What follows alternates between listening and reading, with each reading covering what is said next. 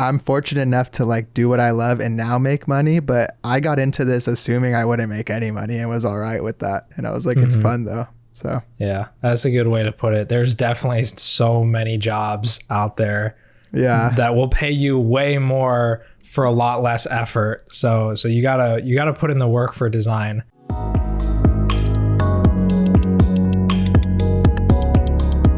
How's it going, everyone? Today's episode is brought to you by The Perfect Match. The Perfect Match is a game where designers submit mood boards created with Adobe stock images and earn the chance to compete in a fun game show and win big. The Perfect Match is free to participate. Just throw together a mood board, submit your entry, and Adobe will hook you up with a gift for your time. Plus, if your mood board is chosen, you'll be featured on the monthly game show to compete for $1,000. If this sounds cool to you, you can visit theperfectmatch.co to learn more. How's it going, everybody? Welcome back to the Jesse Nyberg Podcast. Today we're here with George Nowack, talented designer, motion designer, and person that does a lot of cool content and education around design. How's it going, man? It's going awesome. I'm excited to be a part of the podcast and hopefully have some conversations around design. Yeah, for sure. It's nice talking with someone that does their own type of stuff because like we were talking a little bit before, like it takes a while to get used to kind of your own voice and being comfortable in front of the camera and whatnot. Yeah, I'm definitely like naturally introverted, so doing YouTube has helped me a lot with like how I phrase my speech and like being aware of the things that I'm saying. So it's like helped me out a ton, but I'm still working on it, you know? I feel like your style too, even when you stream, is very like polished because you kind of use that to create some of your videos, right? Like you from the stream kind of chop it up. I appreciate that because it doesn't feel polished when I'm like when it's live, you know? Yeah. So like for my YouTube videos, I got like a script down and I'm just trying to like get it perfect. And when I go live on Twitch or something, it's like, we'll just see what happens. So I appreciate that a lot. Yeah, for sure. Yeah, and you have to kind of switch, huh? You're like, all right, now we're going into YouTube mode, so I can't be talking to the chat and stuff. Yeah.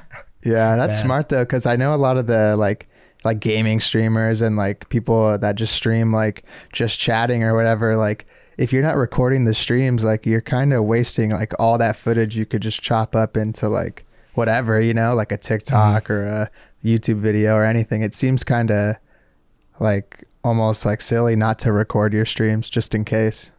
Yeah, 100%. I've gotten some really great content from my streams. Most of the time it's like I just keep it live and it's like whoever's there gets to be a part of that, and it's like more intimate. But portfolio reviews, there's always like someone shoots in a portfolio that just like blows me away and I'm like, I have to make a video about this and like center around this person's work. So it's definitely like an opportunity, and I think content now needs to be split up in so many parts. Like for YouTube, one of my videos I turned into like 20 plus TikToks, you know? Right. And it's just like free. Reviewing the logos and all that stuff. Yeah, exactly. And it's just free content, and it's just you put it on a different platform and it works.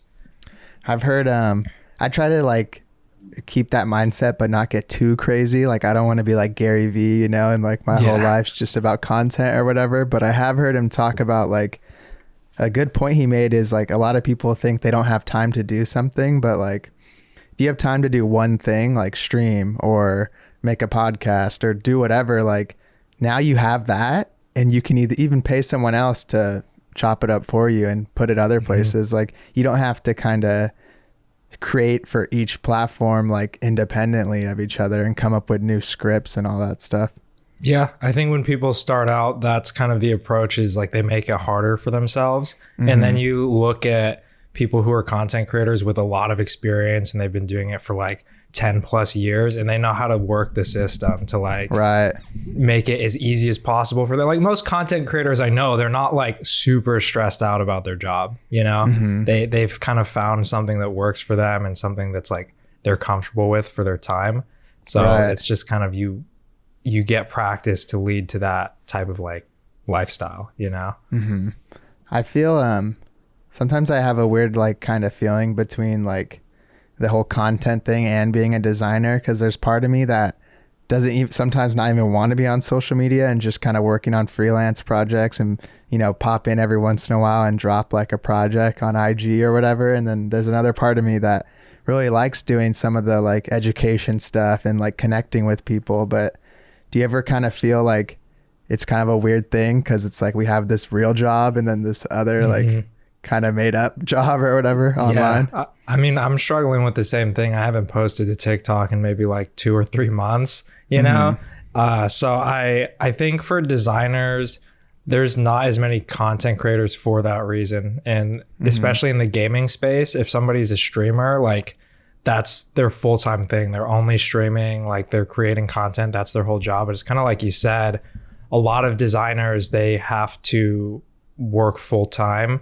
And then I know most people, especially in the design world, you're working overtime a lot. I know a lot of my friends have like horrible sleep schedules, and it's like they just don't have the motivation to make content, you know, which is understandable. But I think myself and some of my friends who are making content are kind of pushing that like we can kind of uplift the community by making this type of content. And we just want to make the industry in gaming for creatives more exciting. So it's kind of worth the small sacrifices.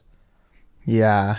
Yeah. And I feel like even though like sometimes anything you're kind of deep in, like sometimes it feels like, you know, there's other people doing things more, or like you compare yourself to other people, but design from like a content or more like online based thing is still relatively new. Like even though there's like you and me and people that do this stuff, like it's still like kind of untapped in terms of the grand scheme of things. Like gaming or other kind of niches, there's like millions of people uploading videos about it. We're kind of in I think a good spot in terms of the only real issue is like making sure there's an audience for it, I think.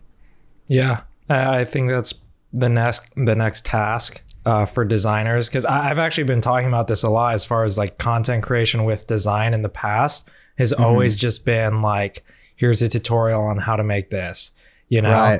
And it's worked for people because there's a lot of new designers that want to like learn stuff. But for people who have design experience, I just noticed that there's like way less entertainment, like content creators on YouTube. They do videos that are just fun, you know?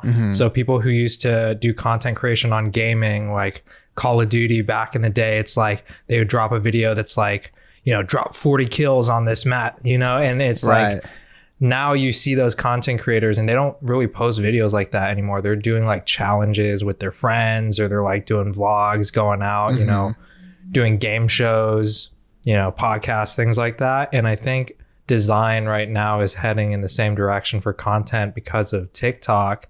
There's more people that are just doing fun design activities that make it entertaining for people who maybe just aren't looking to watch a 30-minute tutorial, you know, every single day. So I feel like that's kind of the direction we're heading.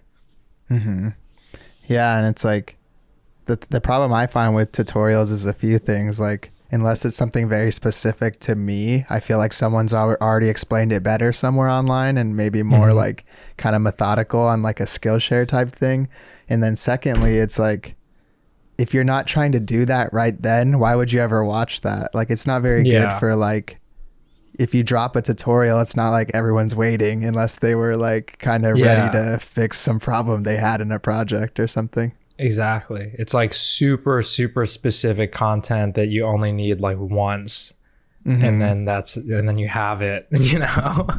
And if you try to have fun with it and stuff, like the main point of a tutorial, it's like they're just kind of like, get out of the way. Like, I want to try to figure out how to fix this thing in After Effects or whatever it may be.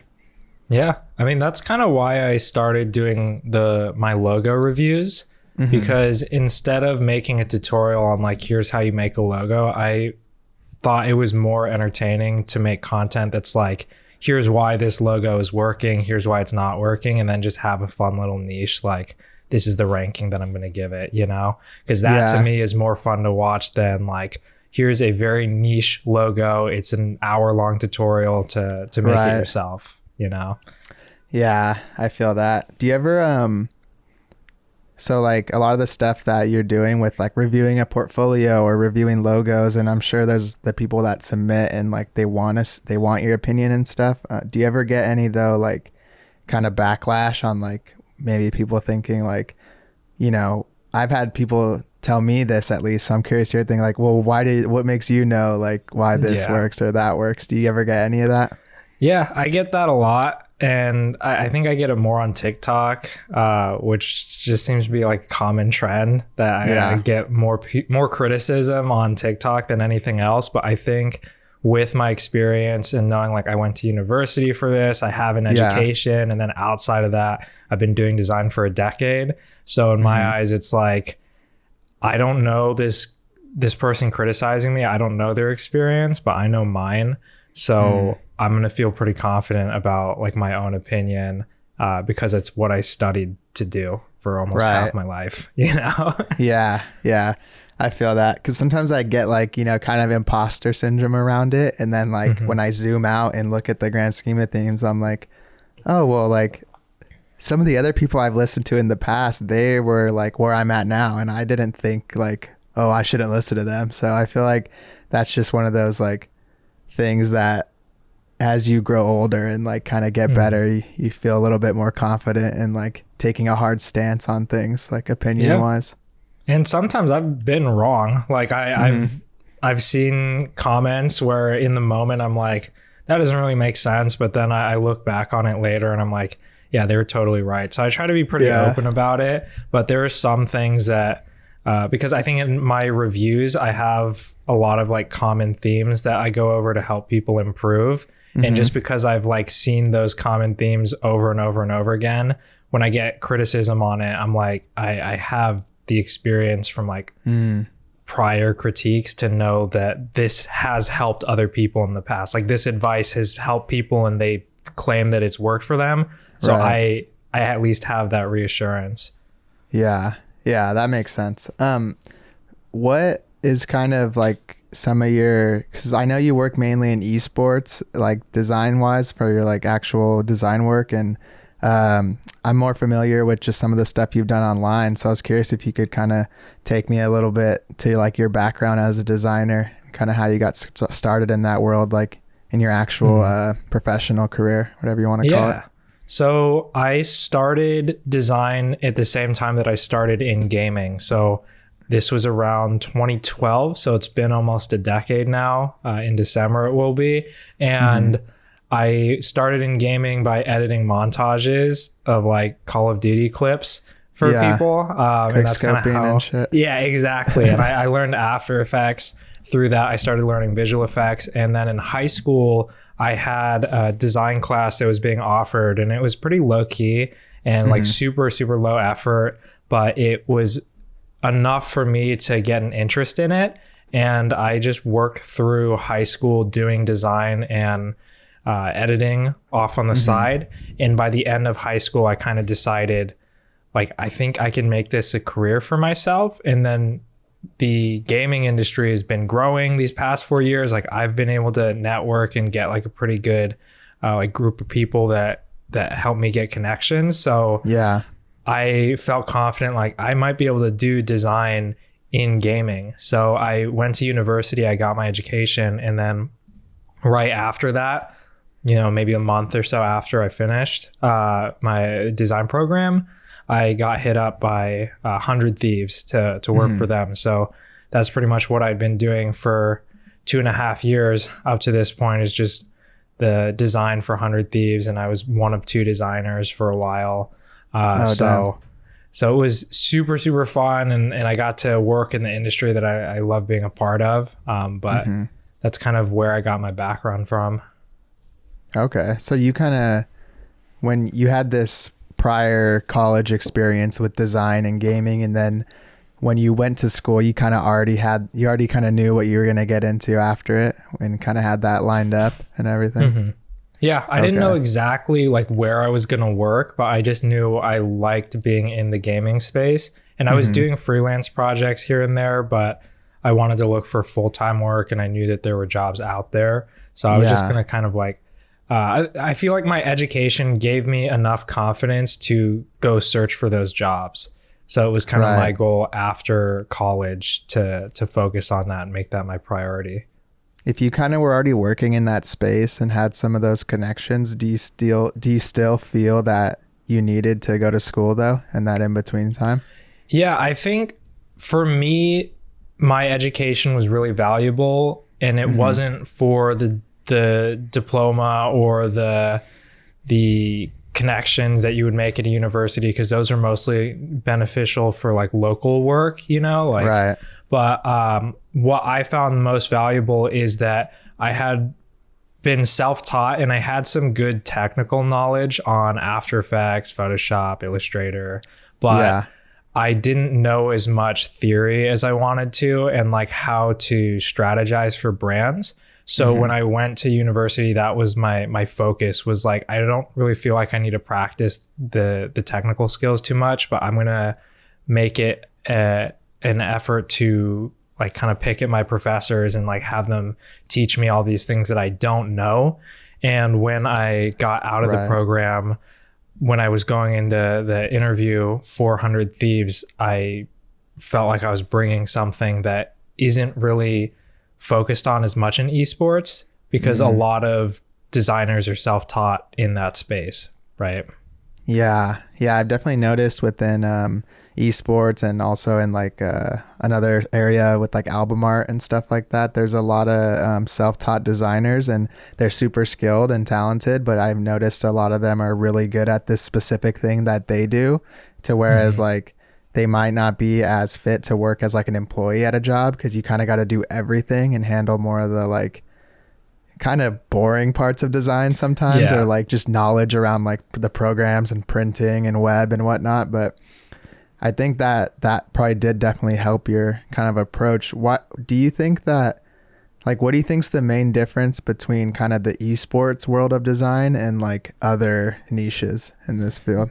Yeah, I think the most notable thing is the fact that all of the creatives and pretty much everything through esports and gaming is like run through social media, you know? So that's how you find people. That's how you make connections. It's not the same as like going out and like handing in a job application. I think networking in gaming is like basically how you're going to get a job. And it's really, really uncommon to get a job if you don't know anyone in the space, right? So being active on social media it plays such a big role, because that's how esports came to exist, is like everything went through Twitter and YouTube and things like that. So it's really, really important. Yeah. And it's interesting to see, like, you said around like 2012 or whatever. I feel like that's the point when I actually started noticing like real design come into play and like esports popping off and everything. And I feel like as the actual sport or gaming like culture grew, it was allowed the design part to like also be lifted up, because they had bigger budgets and like they kind of took it more serious, almost like a normal sports company would or whatever. Yeah, that's something I feel really fortunate to have been a part of early on, because in 2012, it's like you said, the way gaming graphics looked, it was basically just copied off of traditional sports.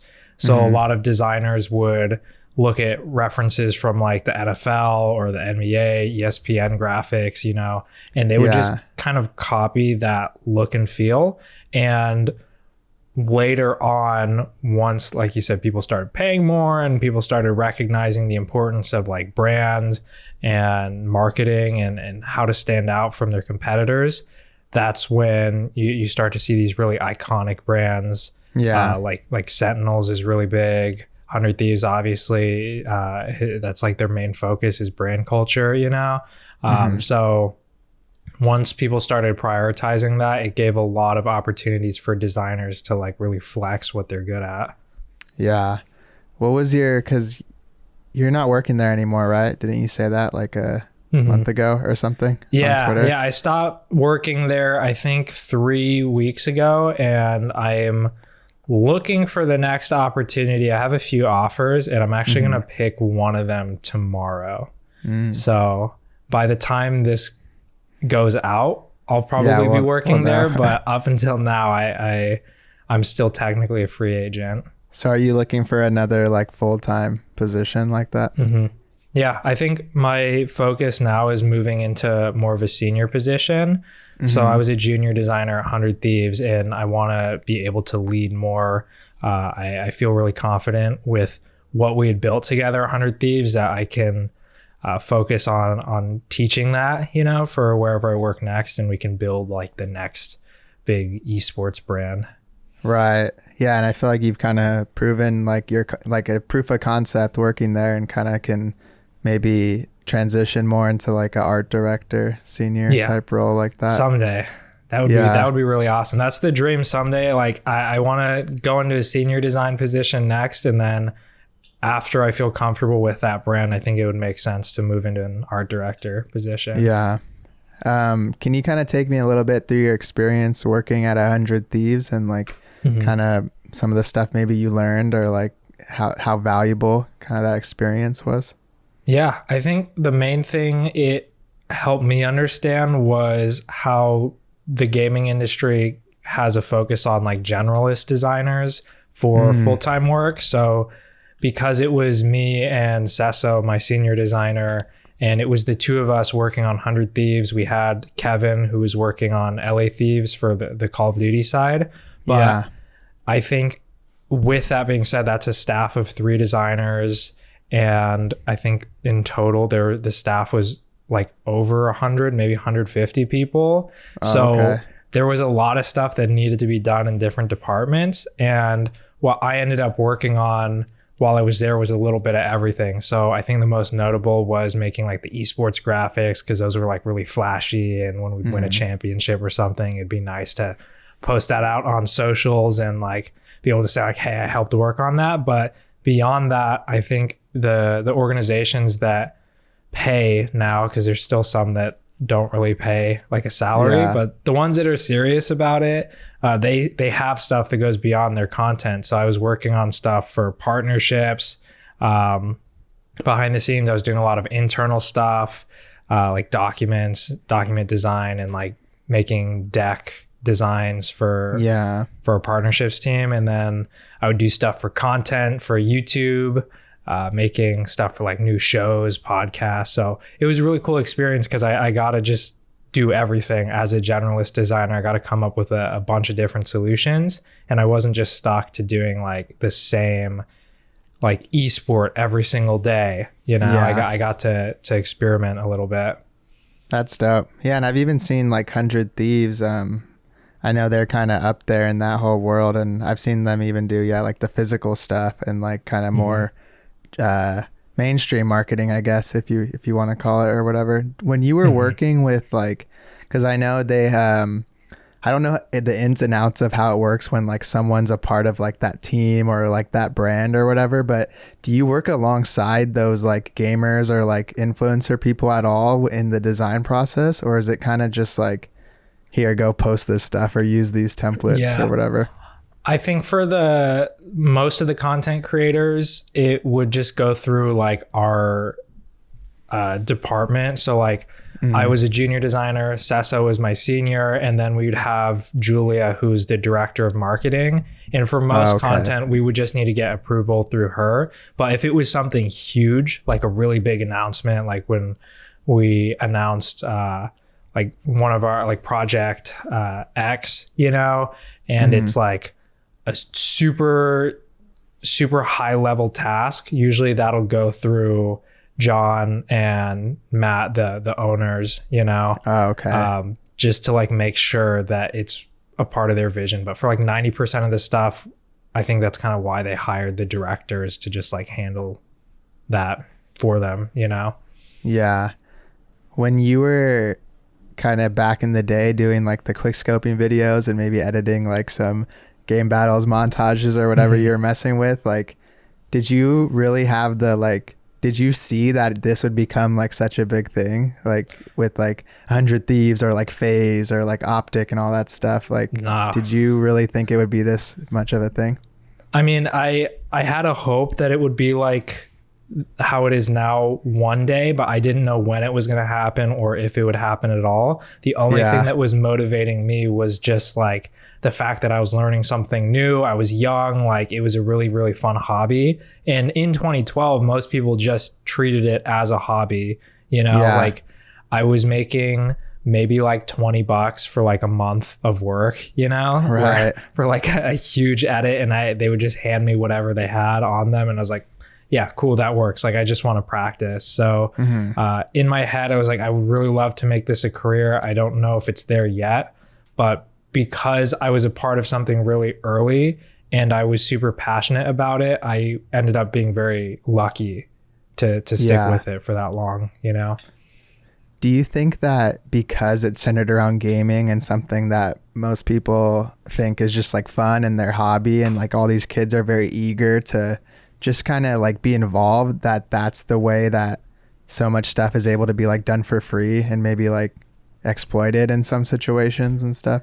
Yeah, I still think that's super common in esports, is seeing like really cheap labor from young designers. I think there's a lot of laws in place now for the organizations that take it really seriously, and like you have to like pay taxes, and like you have to be 18 to get a job there, you know, like there's some restrictions in place that make it less likely to be exploited. But for a lot of freelance stuff, like I see that all the time.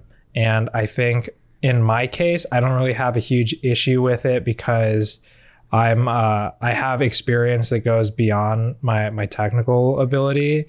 And I know a lot of younger designers, they're still learning. So if there's a content creator or a brand that really is like taking their brand seriously, it's I've seen so many people where they hire like this kid who's like still learning how to use Photoshop, and they hire them for a big project and they just kind of like flop on it because they're young and they're just doing it for fun, but the organization is treating it like this is like their full-time job, you know? So I've seen it backfire for people just as much, and that's kind of how it goes. Because I mean, if you want to pay, you got to pay if you want to get the outcome that you're looking for, you know?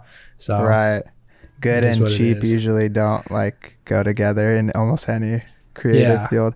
I feel like the thing with some of these kids, like objectively, like they're just like so good sometimes, like at face value with like their logo designs or maybe like some of their editing, that you assume that like they have the chops and all the other things that you need to like kind of run a project. And I could see why that would be an issue, because I'll be just looking through Behance sometimes and it'll be like 15 years old, like from like whatever, like South Dakota, and like it's like some of the coolest logo designs I've ever seen, and I'm like, what the hell, like where do these like kids come from, you know? Yeah, exactly. And the technical ability is there. I think gaming, especially designers, because everything's on social media, people learn really, really quickly, and there's so many like 15-16-year-old designers that have the capability to like make whatever they want. But I know from my experience, when I was in high school, I was like so ignorant with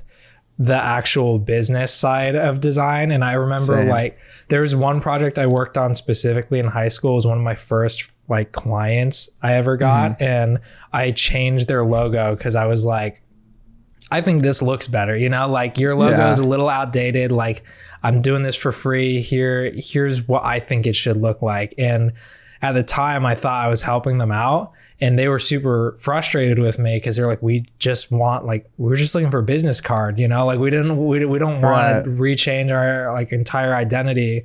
But when I was younger, I just didn't get that. I was just focused on the aesthetics. And I know that that's how it is for a lot of people, because they just want to make stuff that they think looks cool. And that's how it should be when you're learning, right? Like you just don't take it that seriously. Some organizations want these 15-year-old kids to like be like an art director and like just like skip school so they can go to meetings and stuff, you know? And it just doesn't make sense. And they're like, we'll send you $20 on Cash App or something to do this entire thing. It's crazy. I'm always impressed though, because like when I was that age, I didn't have either. Like my shit didn't look cool, and like I didn't have the chops. So like I'm happy to see like the kind of bar be raised just from like all these kids coming up. Like it's honestly like it's kind of like inspiring, you know, because like when I was younger, I would always have to look so far ahead. It felt like everyone I looked up to was like, you know, these like legendary designers that are like 60 years old now. Now like with the internet, it feels like it's leveled the playing field, and there's a lot more just designers in so many different little pockets of like the world that are kind of getting to do their own thing, and it's not as like gatekept or like kind of mysterious in that way. Yeah. And I think everyone's feeding off of other people's experience and knowledge. And that's why I love teaching in gaming and esports, because I see so many people that just have like the raw talent. And in my head, I'm like, if I can just teach them like, so they know when to make something look a certain way or why to make it look a certain way. It's like having, I know my friend, he teaches volleyball. His name's Devin, and he will like see a volleyball player, or not a volleyball player, just a regular person who's like 6'7", and they're just like awful at volleyball, but they're like interested in it as a sport. And he's like, yeah, they have the raw talent. Like I'll teach them, and they'll be the best player in the area, you know? And I kind of want to do that with the gaming space, because I think any success in the creative space in gaming is just a win for the whole industry, you know? Sure. So that's my focus there. It's like, I got to teach these people as much as I can, especially when they're this young, because when they get to my age, they're going to be insane, you know? Yeah. Yeah. The sports is a good analogy too, because, you know, you see like when they do like the NFL combine or like the rookies going into the NBA, like you could argue like this is like the most athletic or talented guy we've ever seen, and like look how good he is, but like it doesn't mean he's going to go into his first game and like ball out on like a guy that's been playing for 10 years, even if he's going to be better eventually. But that's why they keep like the old guys on the team still, you know, even if they're not the best anymore, because you got to have that OG to just kind of like teach them stuff. And I think having mentors like that is super important. And I agree with you on the education thing. That's kind of why I did it, not because I feel like I'm an expert, but because the level that I'm at, I'm also still continuing to grow. So I feel like people learning stuff and us working together, we can kind of, you know, figure it out together and all kind of talk about our experiences and stuff. That's a good way to look at it. And that's kind of like, I am nowhere near reaching a peak for what I know, but I know enough to teach people who are just starting out or who are like kind of at more of a beginner level. Like I know what steps and what mistakes I've made in the past to lead them in the right direction, to just save them that time. And that for me is like, that's enough. You know, I've never wanted to be like considered the best in the world at design, because to me, that's just not, well, first of all, it's subjective and it's not really that important, you know? For teaching, if you just have your experiences to give people, that should be enough. Yeah. And everyone, what's that quote? Like everyone knows something you don't, or whatever. So it's always good to talk with people about that stuff. Do you ever feel like, you know, we're so like in the like nitty gritty of like design and stuff that sometimes when you're trying to explain someone to something that they don't know, like if they don't know anything, you like skip over stuff because you just assume everyone already knows like these kind of like little things. Like it's sometimes it's hard for me to take myself back to the mind of like not even knowing how to work like Photoshop or something like that.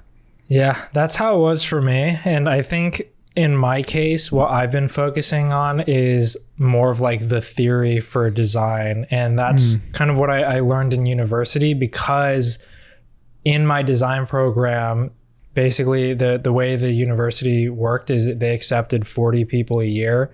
And some people that there's always like a few people every year that they've never used Photoshop or Illustrator, but like they, other than like the application process, you know, and you have to take a couple years of courses to be able to apply, but they basically have no experience with Adobe but they understood design enough to where they were able to get through. So Yeah.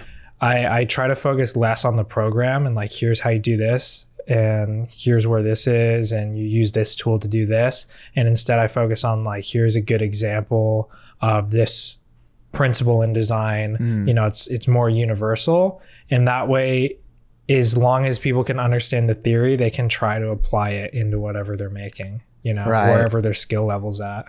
That's a good point, because the actual design thinking and like design as like a craft kind of transcends like digital and like anything that kind of is more modern. Like you could be laying out the type on like a letterpress or whatever, and then you could be doing it in all the way now, like people doing it on their phone or some shit, but it's still the same like, you know, core principles and stuff. As designers, we pitch good vibes and great ideas through visuals all day, every day. But how well do our designs really communicate? Do the clients and higher ups really understand the work we're putting in front of them? Well, let's find out. Test your skills by assembling a brand inspired mood board with Adobe stock images for the perfect match. Your skillful mood board is chosen. You'll be featured on Adobe's monthly live stream game show with other cool designers, art directors, and creatives. The winner even gets to go home with $1,000. It's free to participate in the perfect match. Just submit an entry and Adobe will even gift you a little something for your time. If this sounds cool to you, visit theperfectmatch.co to learn more and bring your design skills to win. Did you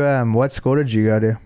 I went to Sacramento State, which is where I was born, in Sacramento. And I just happened to, like, when I was in high school and I was looking at my options for school, they just happened to have like one of the best programs in California. So they have like some really heavy hitters on their staff for like people who have studied under like famous designers, you know, and their program has been like refined over, I think they've been around for That's cool. over 20 years or something like that. And it's a competitive program. Like I said, they only accept 40 people a year. So it's a small group, you know, so you get a lot of time to do like one-on-one conversations with your professors. So I was really, really happy to see, like, just coincidentally, the program that I was most attracted to ended up being like it's like 15 minutes away if I want to visit the campus, you know? Yeah, I hadn't heard about that, but that's cool. Because I know I went to Chico State, so like Cal State as well, and you know, hour or whatever from that spot. But when I was looking into all the Cal States, that's all I applied to, because they allowed you to apply to like 5 or whatever with the financial aid.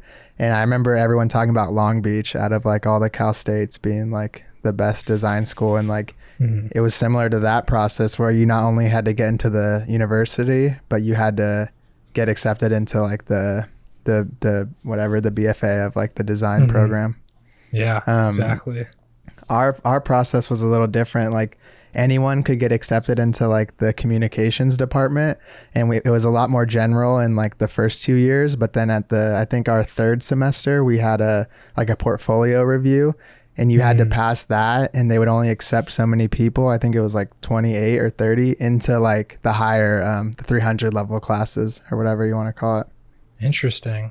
Yeah, I found that a lot of universities have a similar program, like at least for what they teach. So I don't know if you know Chris Do in the future, but I've obviously watched a lot of his videos, but I spoke to him in 2019 at Adobe Max, and I was kind of like picking up on what he used to teach, because he used to be a teacher. And I'm looking at like the content that's being taught, and I'm like, I remember this like exact same concept being spoken about at my university, you know, like in almost an identical way. So I just found like there's some universities that they just stick to like the same content and it works pretty well. So I was always surprised, but that also made me wonder, Sacramento State was on the cheaper side for university, but it would teach the same content as some art schools, which are way more expensive. And I just thought that was funny to think about, like, you're getting the same thing for different value. If you're getting the same thing, why would you go to like Otis or RISD or something like that?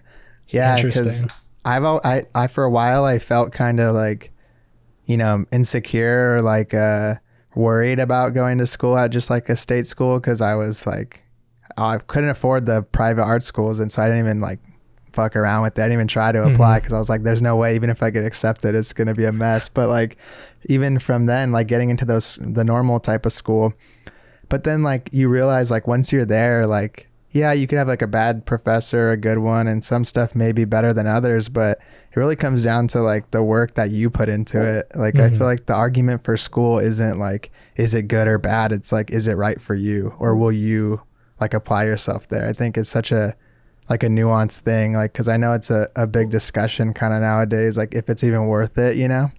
And I feel like there's no real like concrete answer. It really comes down to like person to person and what you want to do. Yeah. And I've even made a couple videos about that same topic. It's like design school. Should I go? Like, is it worth it? And I think you and I are kind of on the same page where it is going to be what you make of it.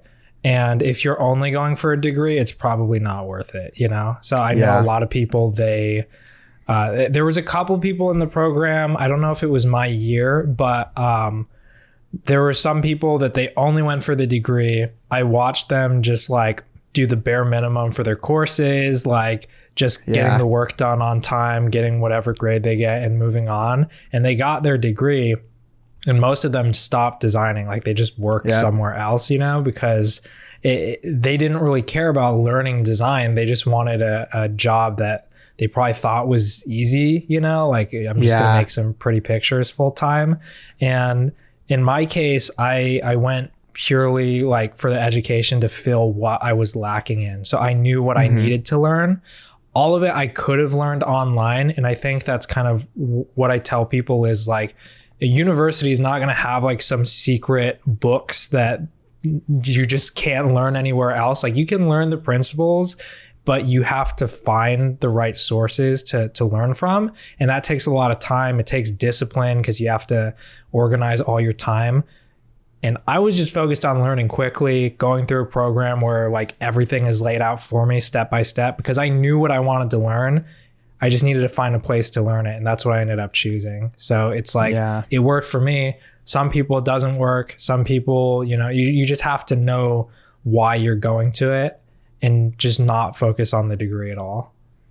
Right. I feel like that would maybe be the main difference between some of those like nice schools that we mentioned is like maybe the collective like baseline, they're a lot more interested in design, you know, and there's less of those like, I'm just here to get by. But I was even talking to the podcast I dropped today, this dude, Chase Shoebridge, he went to Otis and he was like, we had those kids too, like that were just there. And I'm like, this shit's expensive. Like he was like, why are you here? You know, like this isn't like to mess around. But I felt always like kind of bad for those people because like we do the portfolio reviews or whatever and it's like they only had the coursework and I was like, you guys aren't like trying to get jobs on freelance and like messing around outside or online, and they're like, no, like why would we or whatever. And I'm just like, I don't know, it's fun, I like it, like design's cool, like what do you mean why would you, why aren't you just in business, you know? That was always my like kind of mentality behind it. It was weird to see like, it was weird to be so into something and then see the contrasting person be like, I'm glad this class was pretty chill or easy. Yeah, exactly. Because in high school and early on, especially if you're self-taught, like it just seems like a chill job. And then you ask any full-time designer with like at least 10 years of experience and they'll just be like, I hate the work part of this, you know, like there's so many people that like question if they even like design after they start working in as a full-time job, you know. It is a lot of work and it's a really fun job, but there are drawbacks to it. And for some people that just doesn't work for their lifestyle, you know? Right. I always tell people like design's dope. Like I wouldn't have it any other way. I love this job and I want to be in it in one way or another, whether it's on my own or at a company, whatever. But if you're not into this shit, like you could make more money easier some other way. So like just perfect way to do some shit online somewhere, you know, go like if I had like, sometimes I'm like, I'm fortunate enough to like do what I love and now make money, but I got into this assuming I wouldn't make any money and was all right with that. And I was like, it's fun though. So yeah, that's a good way to put it. There's definitely so many jobs out there that will pay you way more for a lot less effort. So you gotta put in the work for design. and it's super stressful, but like you said, you have to love the craft to stick with it. Yeah, I was talking with these dudes on the pod before they own this studio. It's called like Brethren Design, and we were talking about the kind of feeling where like when you're really into a project or something you're working on, you, even if you work at a company or you're freelance, when you're done working, it's still kind of on your mind, or you go home after work and like maybe work on some other personal project.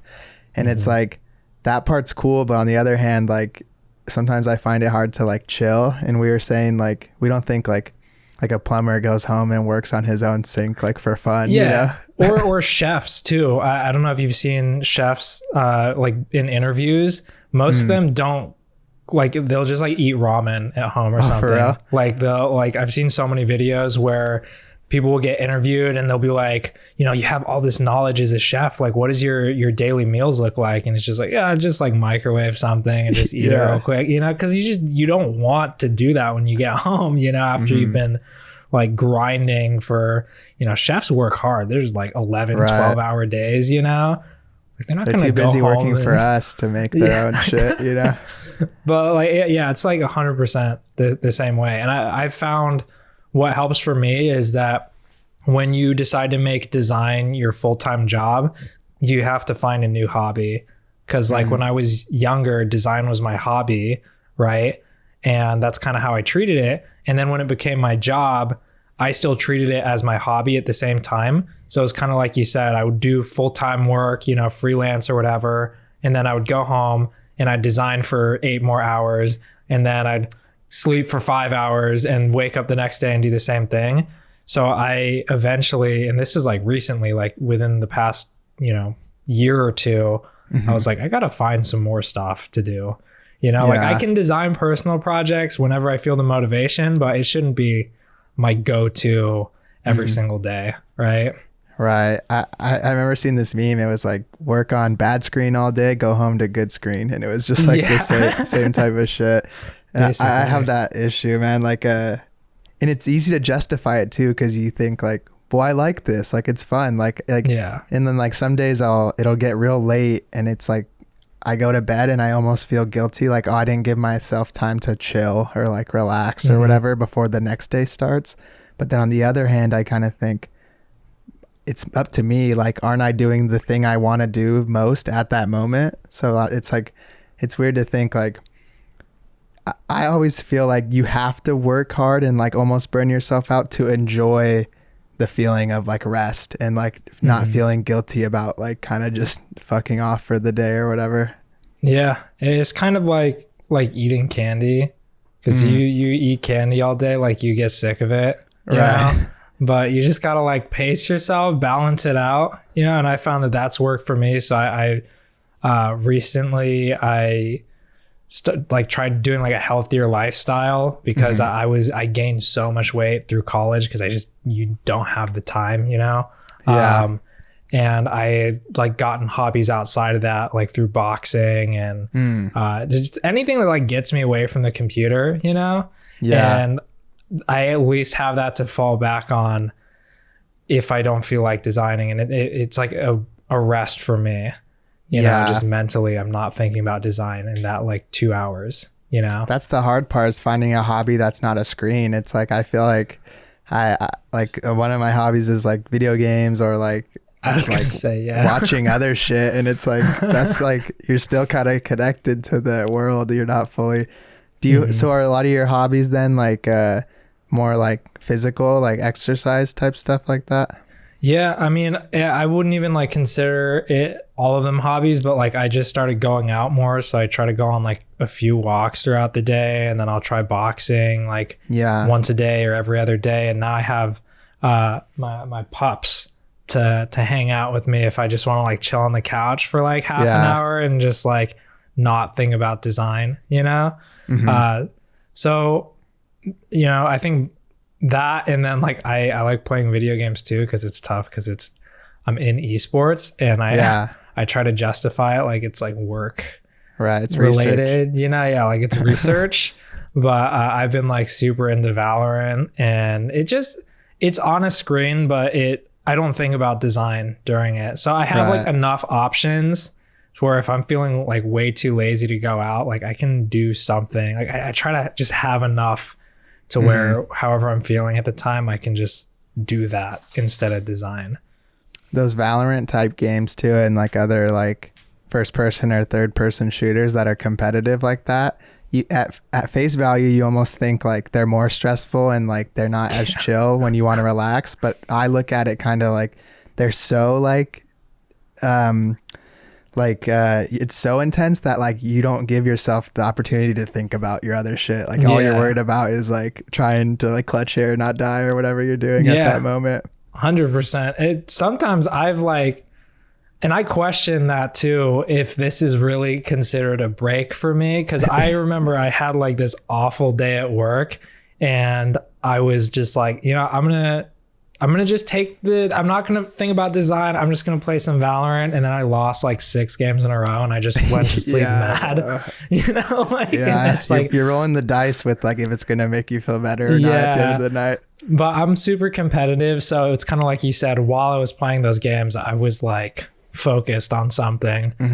You know, but then the next day I just went boxing and I just took it out on the bag. All those ranked matches you lost, just punching them out. That was a good I feel like day. I can't help it. Like I'm just a kind of competitive person, and like with things that I like the extreme version of them, and I like getting like really into all the nuances. So like I can never like I kind of get super bored with like a single player like RPG because I'm just playing against computers. Like I want to be beating a real person at this game, you know, not like an NPC or whatever. I was the same way. And then even with the single player games, I remember in high school, I played Borderlands and even though that was against like NPCs and it was like a storyline that you go through, I would like spend hours after school getting like farming the best items and like getting like an all legendary loadout, even though like I've already beaten the game, but I just have to have like the perfect, like complete set, you know?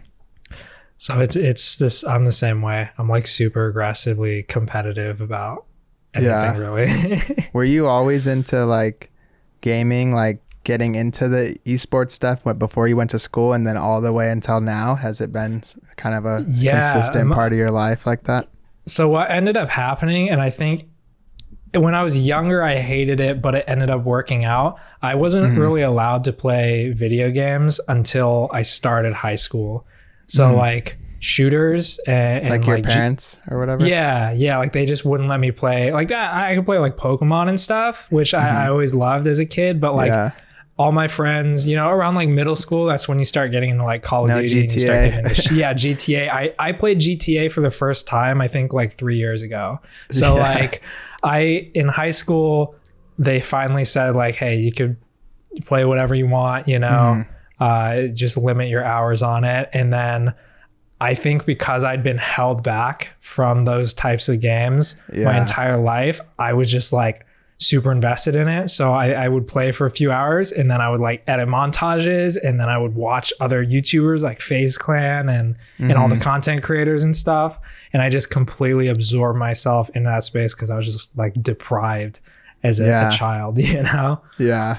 But that's like, you'd think people would learn by now. That's like everything you read about psychology. Like if you prevent a kid from doing something, they're going to become like addicted to it. Yeah, like, that's pretty much inevitable. What happened.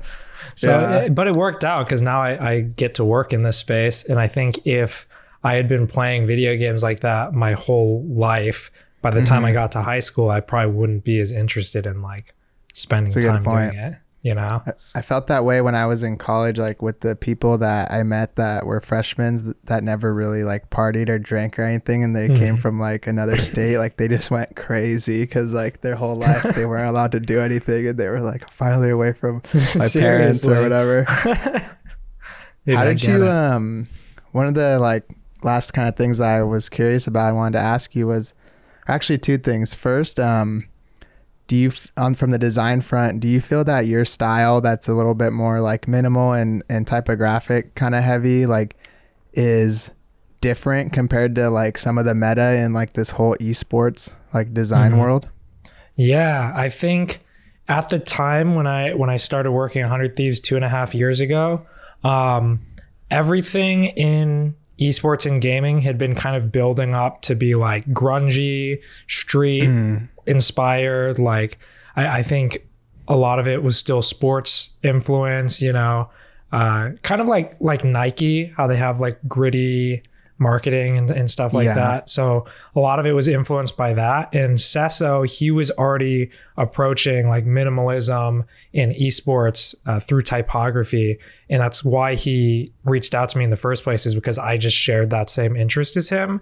And even though I didn't have esports work in my portfolio directly, just because I had all my university stuff that I was showcasing since it was more recent, he still knew that I had the same vision as him. So we had been building it out for a couple of years. And I think the year after I had started working there, we got nominated for Esports Awards for our creative team. And around that point, a whole bunch of organizations started like picking up the same style. And they were finding their own way to make it feel like their brand, because their designers were smart enough to do that. But we ended up switching our direction a little bit to be more of like a mix between like our style and then a little bit more aggressive. And now you see other people kind of doing the same thing. So I think my style was important for me getting the job, but from what I learned in university, I was able to adapt for when we needed to change. I didn't feel like uncomfortable doing that. Right. That's cool too, that you kind of like stuck to your guns and like stayed in your style, and that's what got you a job even in this field that's not really known for that. Like it's like, it's a good example of like not trying too hard to like be about a thing that already exists, and kind of trying to do it your own way and still kind of making it work and adapting. And so that's kind of how you know Seso, like he's basically like your boss or something, or was. Yeah, pretty much. So that was, and that's something that I try teaching people too now, is that for the gaming space, because it's all in social media, a lot of people pick up off of other trends that are going on in the space. So I really encourage people to find influence outside of where they want to work and pull it into that industry, because it's technically not new. Like my style was influenced a lot by like classic Swiss typography, which is from the 60s. You know, it's been around and it still exists, you know, 60 years later, or 40, I don't know how, it's 2022 right now, but you know, it exists, but it didn't exist in esports. So you bring it in and suddenly it's like refreshing. Yeah, because I feel like the same thing happened with like packaging design. Like you've always had the Vignelli style, like only use Helvetica stuff all throughout the history of design, but now you're starting to see it more in like the consumer eye, and like non-design people are kind of starting to pick up on that style and see like maybe the value in it, or like why people liked it in the first place. Yeah, so it's always evolving, but like you find inspiration in a lot of really interesting places, and you can revive old styles or bring things to light that maybe aren't as known in other areas. And that's kind of how you keep design exciting. Because I think most people will say design is everything's been done, you know? One of the like final things I want to talk to you about is, so you obviously were saying you knew Seso through your work, and then how did your guys' kind of relationship transcend that world, and now doing like the content stuff together and like judging those like challenges or whatever that he posts on his channel? Yeah, so Seso, he was basically around in esports the same time as me. I think he actually started a couple years earlier. So he was a designer in esports in 2010, and he's always been a content creator. So he's past 200K now on YouTube, and he's still growing, and he's the one that encouraged me to make content in the first place, because we were having conversations and he was like, dude, you know stuff that I think people would find value in, so like you should just make videos about it. So I started streaming and making videos, and he would help me a lot with like this title sucks, like change this title or nobody's going to see the video, you know? So he influenced a lot of like where I am today. And I think our dynamic while we worked was very like, we I guess bounced ideas in a really unique way. So we just have different personalities for how we design, and we get fresh perspectives from each other. So I think making content together was kind of the same way. Like if you watched any of Seso's videos, he's like super energetic. He's like head first. I'm just going to like go into it. I don't even like care about the outcome, but I'm going to try it out. And for me, I've always been like a little bit slower. Like I like thinking about the options and like thinking about the intention behind things. And that worked a lot for our job because we would be able to balance each other. But for content too, I think it was a really cool dynamic that just works for some reason, you know? One of the first things I had to learn about YouTube, it took me longer than I would have liked to, is good design isn't good design for thumbnails, you know? Yeah. Like they're two different things. Like, do you want someone to watch this or do you want them to be like, that's a cool thumbnail? You got to find the balance between those things. And like you and Seso's like cadence, it's like on the exact opposite side of the spectrum. Like if a video you made and he made the same video, yours would probably be like 3 times as long. Because he's just so fast. He's like, all right, we're gonna hop into this thing, and then all right, peace out. Like I feel like he's figuring out what he's gonna say like as he says it. Yeah, but it's fun. It's cool seeing the contrast like that. Yeah, and it's really fun now seeing more content creators in design because everyone has their own personality. And I think what ends up working out is that I think Seso and I have slightly different audiences based on the way we create our content through that, you know? So you'll find your audience to fit your personality if you just give it enough time, you know? So it's been really fun. Yeah, that's dope, man. And I'm stoked to see more of what you guys do. And some of those challenges are pretty funny to watch. And what's it called? Thank you. I want to say thank you for coming on again, man. It was cool and nice to finally meet you and everything. Yeah, of course. This went better than I thought. Like I said, I haven't done a podcast in a while, so I was a little bit nervous, but I really enjoyed the discussion, and hopefully you can take something out of our conversation. Most def. And then everyone can check out George online, Nowack Design, TikTok, YouTube, all that. At his new job, wherever that ends up being, you maybe know by now. But thank you again, everybody. And thank you again, George. Yeah, of course. Thank you. Peace out, everyone. I hope you enjoyed this episode, and thank you again to our sponsor, The Perfect Match. The Perfect Match is a free-to-enter game show hosted by Adobe where creatives test their mood boarding skills in order to win over celebrity clients. It's free to participate in The Perfect Match. Just throw together a mood board, submit your entry, and Adobe will hook you up with a little gift for your time. Plus, if your mood board is chosen, you'll be featured on the monthly live stream game show to compete for $1,000. If you think you got what it takes and you can throw together a cool mood board, visit theperfectmatch.co to learn more.